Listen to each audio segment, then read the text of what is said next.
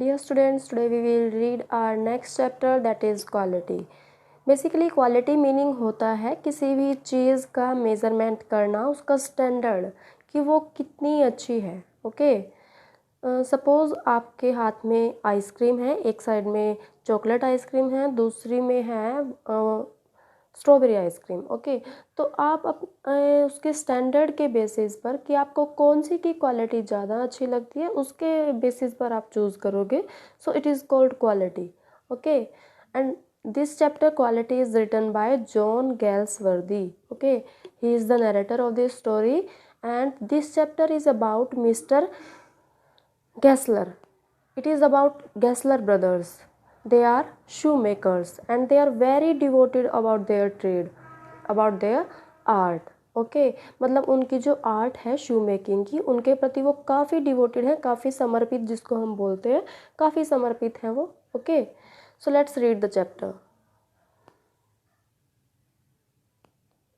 Can a shoe maker be called an artist? क्या एक शू maker को हम आर्टिस्ट बोल सकते हैं? Yes, if he has the same skill and pride in his trade as any other artist and the same respect for it too. हाँ, हम बोल सकते हैं उसको एक आर्टिस्ट अगर उसमें भी अपने ट्रेड के प्रति, ट्रेड का जो मीनिंग होता है बेसिकली वो होता है buying and selling things. Okay. तो अपने काम के प्रति, जिसको हम बोलते हैं कि उसमें अगर वही स्किल और वही प्राइड है, मतलब वही उसमें अपने काम के प्रति उसको प्राउड फील होता है, तो वो एक आर्टिस्ट हम उसको बोल सकते हैं. और हम उसको सेम रिस्पेक्ट भी दे सकते हैं जितनी हम बाकी अदर ट्रेड्स को देते हैं. Okay. Mister Gessler a German shoe maker settled in London. Mister Gessler एक जर्मन शू मेकर हैं जो कहाँ पे सेटल हो गए हैं, लंदन में सेटल हो गए हैं. Is a perfect artist. वो एक बहुत अच्छे आर्टिस्ट हैं. Read this story to see how he devotes his life to his art. इस स्टोरी को पढ़िए कि कैसे वो अपनी आर्ट के लिए अपनी पूरी लाइफ को डिवोट कर देते हैं. ओके.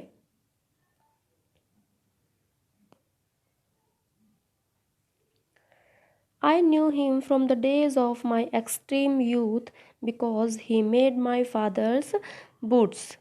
मैं उसे अपनी एक्सट्रीम यूथ मीन्स होता है जब मैं पूरी, मतलब यूथ मेरा जो होती है एज चल रही होती है, मतलब युवावस्था जिसको हम बोलते हैं, कि मैं उसे अपनी युवावस्था से ही जानता था क्योंकि उसने मेरे पापा के लिए शूज़ बनाए थे. ही lived with his elder brother in his shop. वह अपनी शॉप में अपने बड़े भाई के साथ रहता था. Which was in a small by street in a fashionable part of London. जो कहाँ पर थी उनकी शॉप? लंदन के एक, मतलब फैशनेबल पार्ट था वहाँ का, वो फैशनेबल एरिया था, वहाँ पर एक छोटी सी गली में उनकी शॉप थी. The shop had a certain quite distinction. उस दुकान की एक अलग ही बात थी. डिस्टिंक्शन मीन्स होता है थोड़ा डिफरेंट होना. ओके. उस शॉप की काफ़ी थोड़ी अलग ही बात थी. There was no sign upon it other than the name of Gessler brothers and in the window a few pairs of boots. उस शॉप की एक मतलब उसके ऊपर बस एक नेम लिखा हुआ था, गेस्लर ब्रदर्स, बाकी उसके ऊपर कोई और साइन नहीं था. और बाकी उसकी विंडो में क्या लगे हुए थे? कुछ पेयर शूज़ के वहाँ पे रखे हुए थे. He made only what was ordered. वह बस वही बनाता था जिसका उसको ऑर्डर मिलता था. मतलब जिन शूज़ का ऑर्डर मिलता था वो उनके लिए ही शूज़ बनाते थे, बाकी एक्स्ट्रा वो शूज़ नहीं बनाते थे. And what he made never failed to fit. और जो भी वो बनाते थे वो कभी भी फिट आने में फेल नहीं होता था. मतलब कभी भी ऐसा नहीं होता था कि उनका बनाया हुआ शूज़ उनको ना आया हो. To make boots, such boots as he made, seemed to me then, and still seems to me, mysterious and wonderful. ऐसे बूट्स बनाना जो उसने मेरे लिए तब बनाए थे,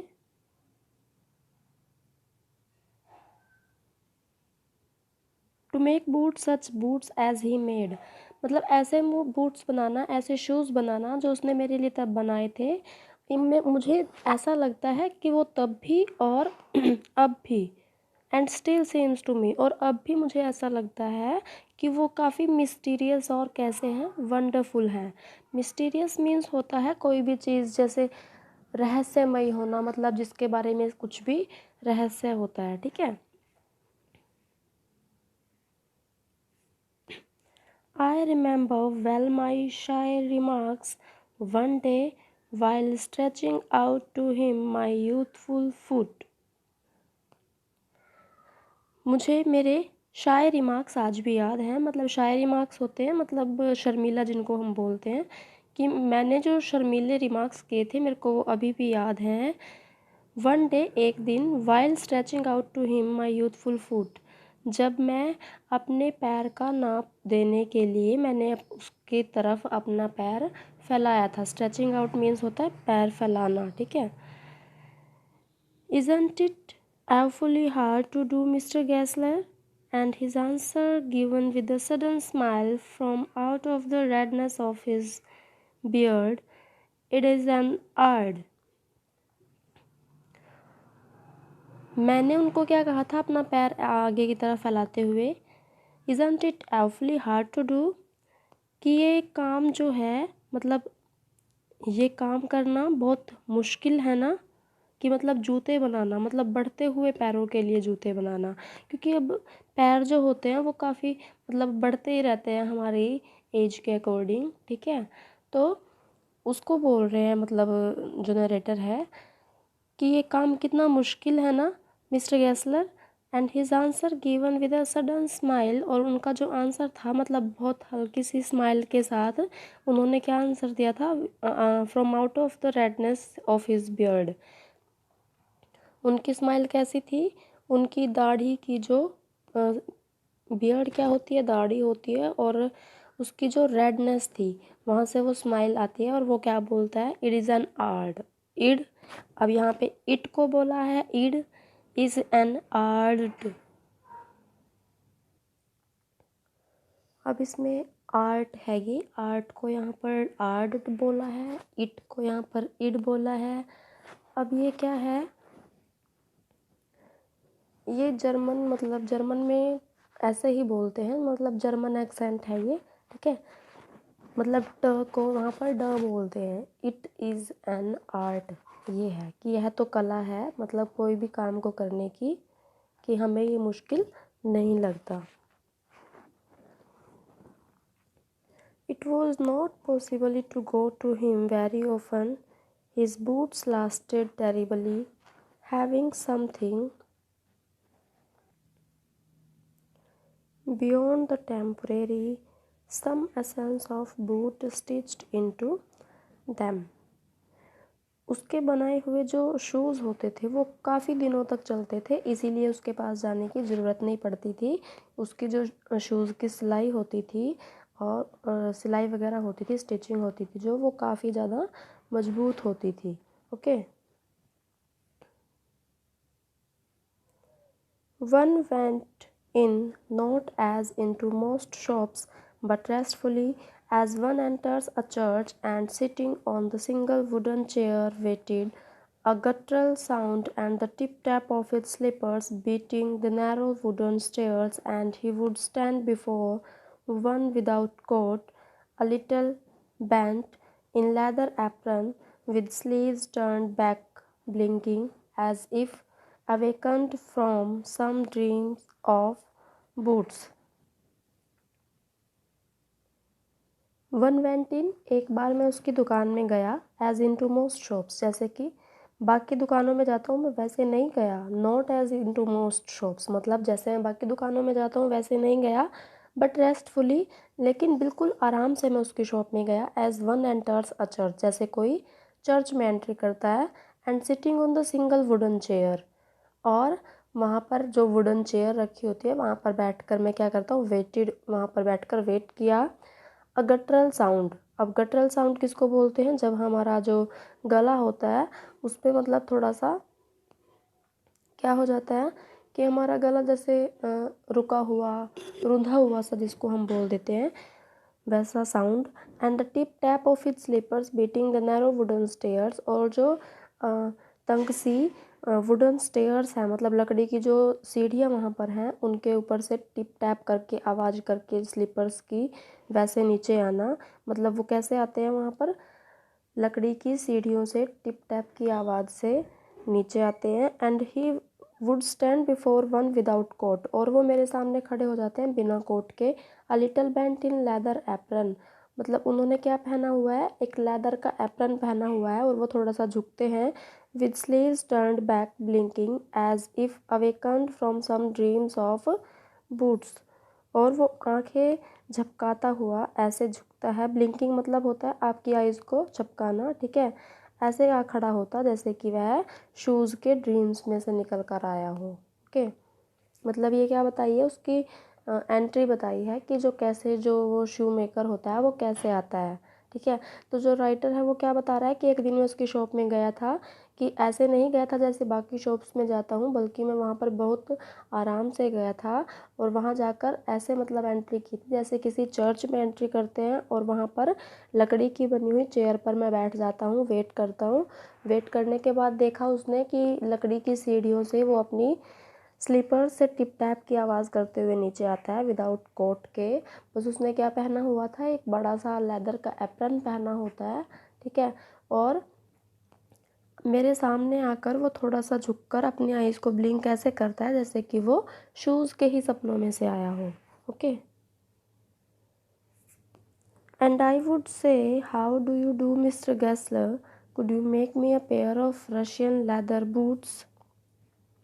और फिर मैं कहता, how do you do Mister Gessler, कैसे हो मिस्टर गैसलर, क्या आप मेरे लिए जो रशियन लेदर बूट्स हैं क्या वो बना सकते हो। बूट्स किसको बोलते हैं, शूज़ को ही बोलते हैं। Okay, without a word he would leave me retiring whence he came or into the other portion of the shop, and I would continue to rest in the wooden chair, inhaling the incense of his trade. और वहाँ पर वह बिना कुछ कहे मुझे वहाँ पर छोड़कर चला जाता, और जहाँ से वह आया था मतलब वहीं पे चला जाता, मतलब दुकान के किसी कोने में वहाँ पर जाता है वो, और क्या करता है वो, मुझे वहीं छोड़कर चला जाता है अपनी शॉप की, मतलब अपने ट्रेड की खुशबू सूंघने के लिए। मतलब जहाँ चमड़े के शूज़ बनाता है वो, इसीलिए वो चमड़े की खुशबू उसको सूंघने के लिए वहाँ पर छोड़कर चला जाता है। Soon he would come back holding in his hand a piece of gold brown leather, और जल्दी ही वह वापस आता है। उसके हाथ में क्या होता है, गोल्ड ब्राउन कलर का लेदर का पीस उसने पकड़ा होता है। With eyes fixed on it he would remark, what a beautiful piece. When I too had admired it he would speak again, when do you want them, and I would answer, oh, as soon as you conveniently can. With eyes fixed on it, he would remark. मतलब उस चमड़े की तरफ ही देखता हुआ वह क्या कर बोलता है, वट अ ब्यूटीफुल पीस। अब यहाँ पर ब्यूटीफुल को भी ब्यूटीफुल बोला है, ठीक है। वट अ ब्यूटीफुल पीस, कि कितना अच्छा पीस है, मतलब वो उस लेदर के पीस को बोल रहा है। When I too had admired it he would speak again, और जब मैं भी उसकी प्रेज़ कर चुका होता हूँ, मतलब जब मैं भी उसकी तारीफ़ कर चुका होता हूँ, तो फिर वह दोबारा बोलता था, when do you want them, कि तुम्हें कब चाहिए ये shoes. And I would answer, और फिर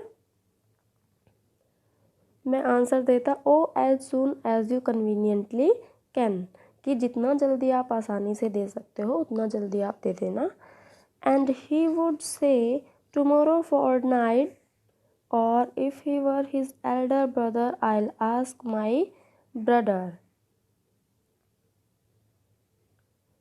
फिर वह कहता कि कल शाम को, और अगर वहाँ पर उसका बड़ा भाई होता तो वो कहता I will ask my brother, कि मैं अपने भाई से पूछूंगा। Then I would murmur, thank you, good morning mister Gessler. Good morning, he would reply, still looking at the leather in his hand. तब मैं, मरमर मीन्स होता है कि धीरे धीरे से बोलना, तब मैंने बोला, thank you, good morning mister Gessler. Good morning, he would reply, उन्होंने आंसर किया, good morning. Still looking at the leather in his hand, वह अभी भी अपने हाथ में ली हुई लेदर को देख रहा होता है। And as I moved to the door I would hear the tip tap of his slippers going up the stairs to his dreams of boots. और and as I move to the door, और जब मैं door की तरफ जा रहा था, मतलब जो दरवाजे की तरफ जाता, I would hear the tip tap of his slippers, मैं उसके स्लीपर्स की टिप टैप की आवाज़ को सुन सकता था जब वो स्टेयर्स पर जा रहा था to his dreams of boots. कहाँ जा रहा था वो? वापिस अपने जूतों के सपनों में।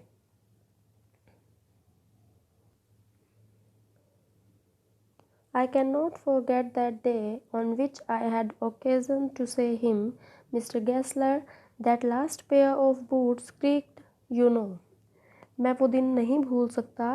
मुझे याद है जब मैंने उनसे कहा था, मिस्टर गैसलर, कि मेरा जो लास्ट पेयर था शूज़ का, वो काफ़ी क्रीक करता था, मतलब क्रीकिंग की साउंड करता था। आपने देखा होगा कि चूं चूं की जो साउंड होती है कई बार शूज़ में से आती है। तो उसने कहा था कि मेरा जो लास्ट पेयर था उसमें से काफ़ी आवाज़ आती थी। He looked at me for a time without replying, as if expecting me to withdraw or qualify the statement, then said, it shouldn't have creaked. अब उसने बिना आंसर किए कुछ देर तक मेरी तरफ देखा, जैसे कि वो चाहता हो कि मैं अपना मैंने जो बात कही है कि मैं उसे वापस ले लूँ, मतलब ऐसा सोचकर उसने मेरी तरफ देखा था। और फिर थोड़ी देर बाद उसने कहा, इट शुडंट एव ग्रीक्ड, कि इसमें से आवाज़ तो नहीं आनी चाहिए थी। It did, I am afraid, मैंने कहा कि नहीं, उसमें से आवाज़ आ रही थी और मैं काफ़ी डरा हुआ था। You got them wet before they found themselves, उसने कहा कि तुम्हें, इसका मतलब ये है कि you got them well before they found themselves, मतलब जब आवाज़ आने से पहले ही तुम्हें उन शूज़ को ठीक करवा लेना चाहिए था। Okay, I don't think so, कि मैंने तो ऐसा नहीं सोचा। At that he lowered his eyes as if hunting for memory of those boots, and I felt sorry I had mentioned this grave thing. Send them back, he said. I'll look at them. मेरी ऐसी बात कहने पर उसने अपनी आंखों को नीचे किया, as if hunting for memory of those boots, जैसे कि वो उन शूज़ के बारे में याद कर रहा हो कि क्या ऐसे मैंने शूज़ बनाए जिनमें से कोई आवाज़ आती थी। And I felt sorry I had mentioned this grave thing, और मुझे बहुत बुरा लगा कि मैंने उस बात को वहाँ पर कह दिया। Send them back, he said, I look at them, तब उसने क्या कहा मिस्टर गैसलर ने कि उन्हें वापस ले आना, मैं उनको देख लूँगा। Some boots, he continued slowly, are bad from birth. If I can do nodding with them, I take them off your bill. उसने कहा कि जोम बूट्स का मतलब है सम बूट्स, मतलब कुछ शूज़ ऐसे होते हैं। ही कॉन्टिन्यूड स्लोली, वह धीरे धीरे कहना जारी रखता है। आर बैड फ्रॉम बर्ड, वह शुरू से ही खराब होते हैं, मतलब if I can do nothing with them I take them off your bill, कि अगर मैं उनको ठीक नहीं कर पाया तो मैं, मतलब आपका बिल जो है वो आपको वापस कर दूंगा, मतलब मैं उसके पैसे नहीं लूँगा। Once I went absent-mindedly into his shop in a pair of boots bought in an emergency at some large firm. एक बार मैं किसी बड़ी कंपनी से ज़रूरत के सामान खरीदे गए, मतलब जो शूज़ थे लेकर, मतलब बिना सोचे समझे ही उसकी दुकान में चला गया था, मतलब बड़े से शोरूम में से मैंने शूज़ खरीदे थे और मैं बिना सोचे समझे ही वहाँ पर उसकी दुकान पर चला गया। He took my order without showing me any leather, and I could feel his eyes penetrating the inferior covering of my foot. At last he said, "Those are not my boots." जब उसने देखा कि मैंने दूसरे shoes पहने हुए हैं, मतलब उसकी शॉप के बनाए हुए शूज़ नहीं पहने हैं, तब उसने क्या कहा, उसने मतलब बिना कोई लेदर दिखाई मेरा ऑर्डर ले लिया, और उसकी आंखों से ऐसा लग रहा था जैसे कि वो मेरे शूज़ को देख रहा है। और एट लास्ट उसने मतलब बोल ही दिया कि those are not my boots, कि ये तो मेरे बनाए हुए शूज़ नहीं हैं। The tone was not one of anger, nor of sorrow, not even of contempt, but there was in it something quiet that froze the blood. कि जो टोन थी मतलब उनकी बोलने की ये बात है कि ये जो शूज़ हैं ये मेरे बनाए हुए नहीं हैं, मतलब ना तो वो एंगर वाली थी, मतलब ना ही वो गुस्से वाली थी, नोर ऑफ सोरो, ना ही वो दुख वाली थी, नॉट इवन ऑफ कंटेम्प्ट, और ना ही वो जेलस फील करने वाली थी। But there was in it something quiet that froze the blood, लेकिन उसमें कुछ ऐसा था जिसने मेरे खून को जमा दिया था। He put his hand down and pressed a finger on the place where the left boot was not quite comfortable. उसने अपना जो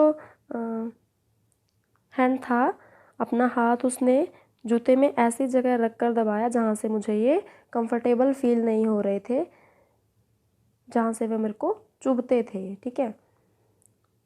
It hurts you dear, he said. उसने कहा कि क्या ये तुम्हें यहाँ से हर्ट करते हैं? Those big worms have no self respect. तब उसने कहा, मिस्टर गैसलर ने, कि ये जो बड़ी कंपनी वाले होते हैं इनकी कोई सेल्फ रिस्पेक्ट नहीं होती है। And then as if something had given way within him he spoke long and bitterly. और फिर जैसे किसी चीज़ ने उसको बोलने के लिए कहा हो, ही स्पोक लॉन्ग एंड बिटरली, वह बड़ा ही बोलता ही चला गया। It was the only time I ever heard him discuss the conditions and hardships of his trade. यह पहली बार था जब मैंने उसको उसके ट्रेड की सिचुएशंस, कंडीशंस और हार्डशिप्स के बारे में बात करते हुए सुना था। They get it all, he said. They get it by advertisement, not by work. तो मिस्टर गैसलर ने कहा कि वे यह सब कुछ कर लेते हैं, मतलब वो ये सब कुछ क्या करते हैं कि वो अपने काम से नहीं करते। वो किसकी बात कर रहा है? वो जो शोरूम वाले शूज़ उसने पहने हुए हैं उसकी बात कर रहा है कि जो ये शोरूम वाले शूज़ होते हैं, शोरूम वाले लोग होते हैं, ये क्या करते हैं कि बाहरी दिखावे से मतलब लोगों को अपनी तरफ अट्रैक्ट तो कर लेते हैं, अपने काम से अट्रैक्ट नहीं करते वो। मतलब आपने देखा होगा कि शोरूम्स की जो बाहरी डेकोरेशन होती है वो कितनी अच्छी होती है, और जो मिस्टर गैसलर की शॉप है वो एक सिंपल सी शॉप है, लोग उनसे ऑर्डर से शूज़ बनवाते हैं। तो वो शोरूम के बारे में कह रहे हैं कि जो शोरूम वाले लोग होते हैं वो बाहरी दिखावे से लोगों को अपनी तरफ अट्रैक्ट करते हैं, अपने काम से अट्रैक्ट नहीं करते। They take it away from us who love our boots, कि जो हमारे जूतों से प्यार करते हैं उन लोगों को वो हमसे दूर कर देते हैं। It goes to this presently I have no work, कि आज टाइम ऐसा आ गया है कि मेरे पास बिल्कुल भी काम नहीं है, सिर्फ इसी वजह से क्योंकि जो शोरूम वाले हैं वो लोगों को अपनी तरफ अट्रैक्ट कर रहे हैं। Every year it gets less, हर साल मेरा काम जो है वो कम होता जा रहा है। यू विल सी, आप देखोगे। And looking at his lined face I saw things I had never noticed before, bitter things and bitter struggle, and what a lot of grey hairs there seemed suddenly in his red beard. और उस time मैंने उनके face पर क्या देखा, उनका जो lined face था, मैंने देखा काफ़ी सारी चीज़ें मैंने देखी, बिटर थिंग्स और बिटर स्ट्रगल, मतलब बहुत सारी चीज़ें ऐसी मैंने देखी, बहुत सारा संघर्ष मैंने देखा। And what a lot of grey hairs, और क्या देखा, उनकी जो रेड बियर्ड थी उसमें मैंने वाइट हेयर भी देखे। As best I could, I explained the circumstances of those ill-omened boots, कि मैं जितना कर सकता था मैंने इन इल ओमेंड किसको बोला है कि ये जो बुरे अपशगुनी से, मतलब जो शूज़ बनाए हुए थे, हम बोलते हैं ना कई बार अपशगुन हो गया, तो ये इल ओमेंड जो होता है वो अपशगुन होता है। ये जो अपशगुन वाले शूज़ थे, मैंने इनको जितना मैं कर सकता था मैंने इनको ठीक कर दिया। But his face and voice made so deep an impression that during the next few minutes I ordered many pairs, लेकिन उसका जो फेस और वॉइस थी उसने मेरे ऊपर इतना डीप इम्प्रेशन किया, मतलब उसका मेरे ऊपर इतना ज़्यादा प्रभाव पड़ा कि अगले कुछ ही मिनटों में मैंने कई सारे शूज़ के पेयर ऑर्डर कर दिए। दे लास्टेड लॉन्गर देन एवर, और वो हमेशा से, मतलब जितना वो चलते थे उससे भी ज़्यादा वो चले। And I was not able to go to him for nearly 2 years, और मेरे को वहाँ पर उसकी शॉप पर 2 साल तक जाने का मौका नहीं मिला। मतलब जो उसके बनाए हुए शूज़ थे, 2 साल तक मेरे को कहीं जाने की ज़रूरत नहीं पड़ी, 2 साल तक वो शूज़ वैसे के वैसे ही रहे।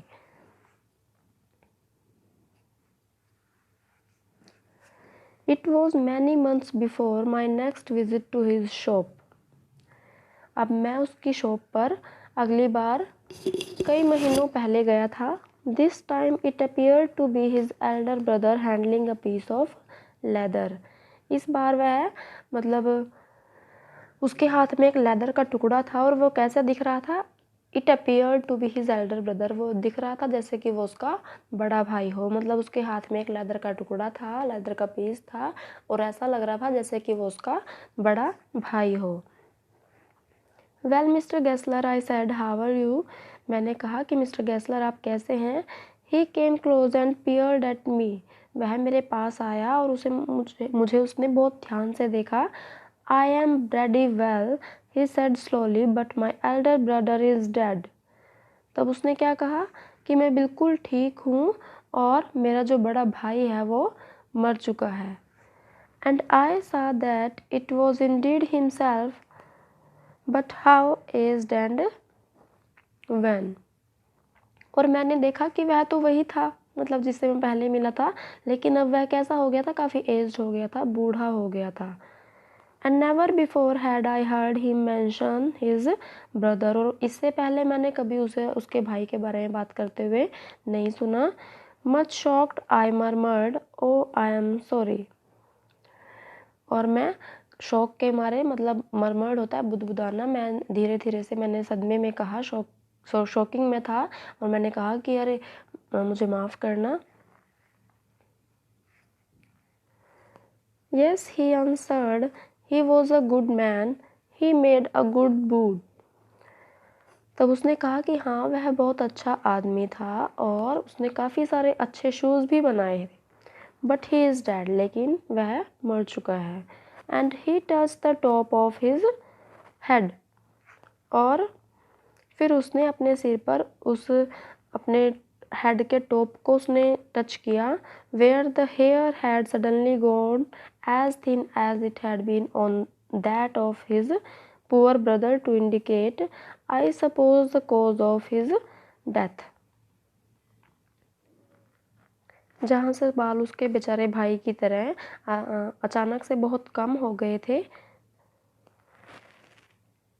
मेरे ख्याल में वो दिखाना चाहता था कि उसका जो भाई था वो क्यों मरा है, मतलब किस लिए मरा है। अब उनके पास क्योंकि कोई काम भी नहीं रहा था, और वो बेचारा काम करते करते इतना बूढ़ा हो गया था, मतलब अपनी आर्ट के प्रति इतना डिवोटेड था, मतलब उसने अपनी सारी एज जो थी इसी काम में ही निकाल दी थी, और यही उसकी डेथ का मतलब अब कारण बन गया था। अब उनके पास इतना काम भी नहीं था।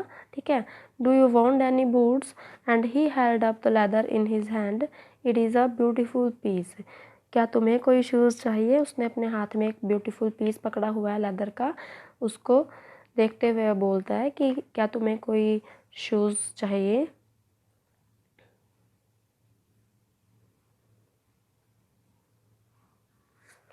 I ordered several pairs. It was very long before they came, but they were better than ever. मैंने कई जोड़ों का ऑर्डर दिया, मतलब शूज़ के कई सारे पेयर्स का ऑर्डर दिया।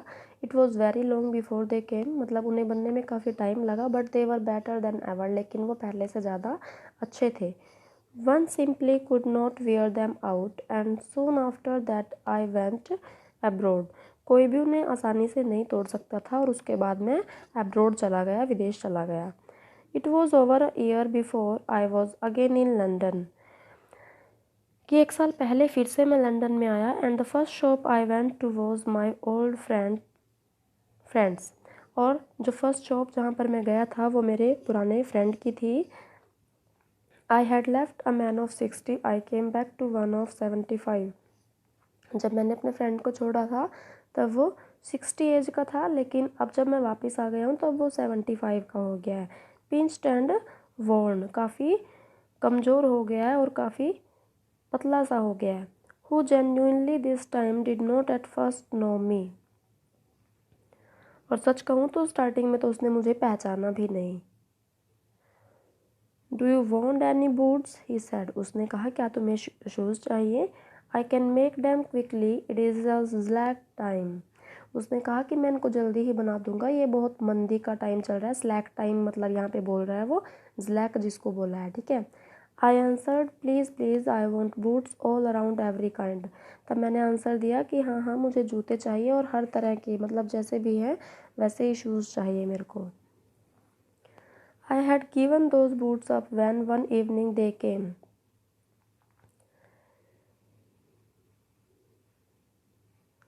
जब एक शाम को मेरे शूज़ आए तब मैंने क्या किया कि मेरे जो पुराने जूते थे उनको फेंक दिया। One by one I tried them on, और एक एक करके मैंने सारे नए शूज़ को ट्राई किया। In shape and fit, in finish and quality of leather, they were the best he had ever made, मतलब शेप लगा लो या फिट लगा लो और फिनिशिंग लगा लो, चाहे कुछ भी लगा लो, चाहे लेदर की क्वालिटी लगा लो, सब चीज़ों में वो काफ़ी अच्छे थे। I flew downstairs, wrote a check and posted it at once with my own hand, तब मैं बड़ा स्पीडली नीचे उतरा और एक चेक मैंने बनाया और उसको अपने हाथों से ही मैंने कहाँ पर डाल दिया, पोस्ट कर दिया, मतलब मैंने चेक को। A week later, passing the little street, I thought I would go in and tell him how splendid the new boots fitted. अब एक हफ्ते बाद मैं उस गली से गुजर रहा था तो मैंने सोचा कि चलो मैं अब वहाँ पर शॉप पर जाकर उन्हें बता दूँ कि जो ये नए शूज़ हैं वो कितने अच्छे मतलब फ़िट आए हैं मेरे को। But when I came to where his shop had been, his name was gone, लेकिन जब मैं वहाँ पर आया जहाँ पर उसकी शॉप थी, वहाँ से जो उसका नाम था वो जा चुका था, मतलब वहाँ से उसका नाम ख़त्म हो चुका था। I went in very much disturb, और मैं काफ़ी ज़्यादा डिस्टर्ब हुआ।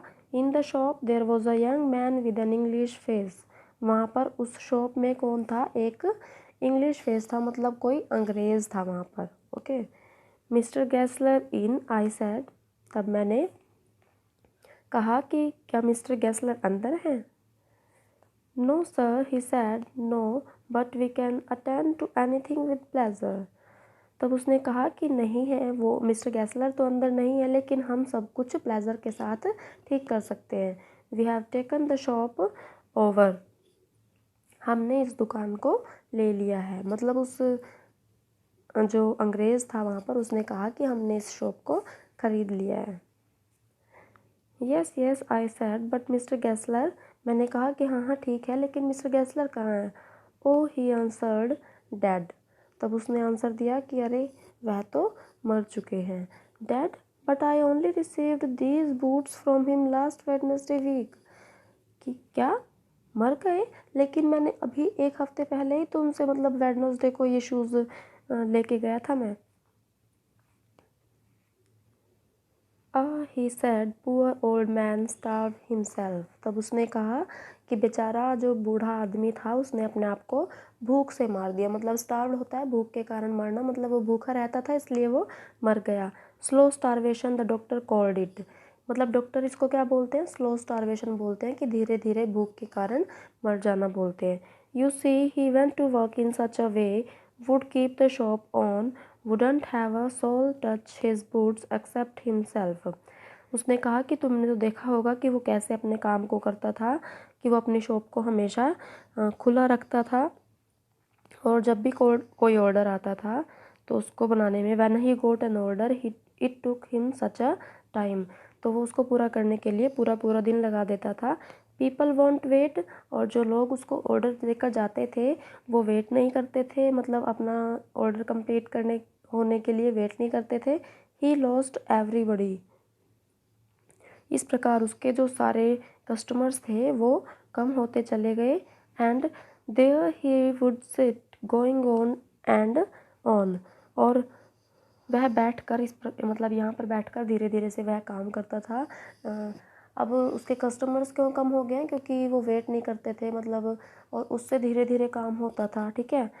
I'll say that for him not a man in London made a better boot, कि मैं तो यही कहूँगा कि पूरे लंदन में भी उससे अच्छे शूज़ कोई नहीं बना सकता है। But look at the competition, लेकिन देखो कितना कंपटीशन आ गया है। ही नेवर एडवर्टाइज, लेकिन उसने फिर भी कभी भी अपनी एडवर्टीज़मेंट नहीं की। आपने देखा होगा कि जो ये शोरूम्स होते हैं ये क्या करते हैं, ये जो बड़े बड़े शोरूम्स होते हैं ये काफ़ी एडवर्टीज़मेंट करते हैं टीवी में, न्यूज़पेपर्स में, है ना। तब उनके कस्टमर्स जो होते हैं बढ़ते जाते हैं। और ये जो मिस्टर गैसलर की शॉप थी ये खुद अपना काम खुद करते थे, अच्छा लेदर यूज़ करते थे, सब कुछ अच्छा यूज़ करते थे। लेकिन फिर भी जो उनके कस्टमर्स थे वो एडवर्टीज़मेंट के ज़रिए वो मतलब उधर चले गए थे। इसीलिए मतलब वो बोल रहा है कि कितना कंपटीशन होने के बाद भी इन्होंने कभी एडवर्टीज़मेंट नहीं किया। Would have the best leather too, और ये मतलब यूज़ भी क्या करते थे, बेस्ट लेदर करते थे। And do it all himself, और सारा काम जो थे वो खुद ही करते थे। वेल देयर इट इज़, कि बस यही बात है। What could you expect with his ideas, कि मतलब आपको उनके आइडियाज़ से आप और क्या एक्सपेक्ट कर सकते हो। बट स्टारवेशन, लेकिन भूख से मरना, मतलब उसको क्या हो रहा है, काफ़ी हैरानी हो रही है कि भूख से कैसे कोई मर सकता है। That may be a bit flowery as the saying is, कि ये तो ऐसा लगता है जैसे कि कोई बनावटी बात हो। फ्लावरी इसको बोला है जैसे बनावटी मनगढ़ंत जैसे बात हम बना देते हैं। But I know my self he was sitting over his boots day and night, लेकिन मैं जानता हूँ, जितना मैंने देखा है, कि वो अपना जो काम करता था मतलब बूट्स पर वो बैठा रहता था, दिन रात लगा रहता था मतलब बूट्स बनाने में। To the very last you see I used to